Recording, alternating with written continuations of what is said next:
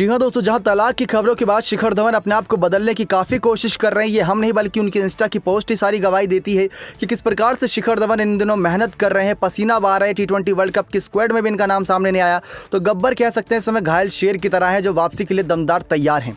लेकिन शादी के बाद इनकी ज़िंदगी कैसे बदली थी, आइए एक नज़र उस पर भी डाल लेते हैं। दरअसल दोस्तों, कहा जाता है कि शादी से पहले शिखर धवन उतने चर्चित खिलाड़ियों में से नहीं थे। जब 2009 में ये आयशा के साथ सगाई किए थे, तभी इन्होंने फैसला किया था कि शादी तभी करेंगे जब ये चर्चित खिलाड़ी या एक मुख्य चेहरा बन जाएंगे टीम इंडिया के लिए। तो उन्होंने वो कर दिखाया। 3 साल का लंबा वक्त लिया, लेकिन ये कर दिखाया।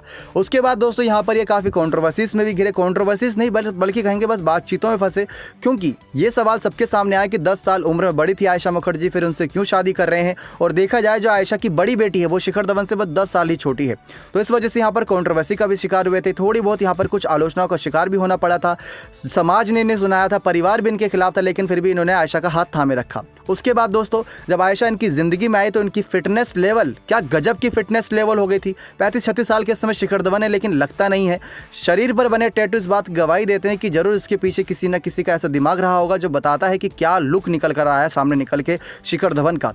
और आप देखते होंगे कि ये एक ही लुक में नजर आते हैं। और जब शुरुआत में शिखर धवन टीम इंडिया से जुड़े थे तो अपने लुक को लेकर भी काफ़ी चर्चाओं में रहते थे। वो गब्बर वाली एक तरीके से मूछें देखने को मिलती थी, और जब बाल एकदम कटवा लिए थे तो वो अलग ही लुक जो निकल कर आया था वो फैंस को बहुत पसंद आया था और काफ़ी चर्चाओं में भी रहा था। लेकिन उसके पीछे की जो सोच बताई गई थी वो आयशा मुखर्जी की बताई गई थी कि आयशा मुखर्जी ने ही ये बातें सारी करी थी और उनकी फिटनेस पर काम किया था।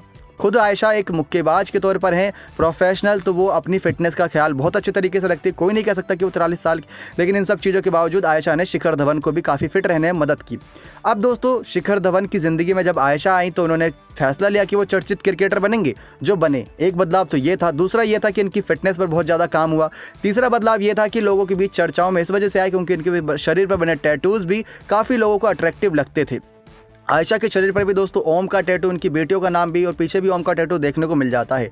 और उसके बाद दोस्तों, जब टीम इंडिया में अच्छा कर रहे थे, मिडिल ऑर्डर से शुरुआत की, फिर ओपनर के तौर पर रोहित शर्मा के साथ खेले, तो गब्बर नाम इनका पड़ ही गया। और ये हर बार यही कहते थे कि कितने गेंदबाज थे। तो ये इनका डायलॉग काफ़ी चर्चाओं में रहा और इनकी फॉर्म लगातार जारी रही। जब जब इनको टीम इंडिया से बाहर किया गया, इन्होंने अपनी अच्छी बल्लेबाजी के दम पर वापसी की, डंका बजाया और उसके बाद टीम में जगह बनाई। अब T20 वर्ल्ड कप के बाद भी दोस्तों उम्मीद है कि टीम इंडिया में वापसी जरूर होगी शिखर धवन की, अगर इनका IPL का हालिया फॉर्म बहुत अच्छा रहा और उसके बाद आने वाले मैचेस में भी इनको मौका दिया जाता है। तो क्या आपको भी सचमुच लगता है कि शादी के बाद इंसान बदल जाता है, खासकर शिखर धवन बदले? तो कमेंट करके जरूर बताइएगा। लेकिन तलाक की खबरों के बावजूद शिखर धवन और ज़्यादा यहाँ पर काफ़ी ज़्यादा अपने आप पर काम कर रहे हैं और अपनी फिटनेस पर काम कर रहे हैं और पूरी तरीके से तैयार हैं IPL के सीज़न में दहाड़ लगाने के लिए। नेक्स्ट 9 स्पोर्ट्स की रिपोर्ट।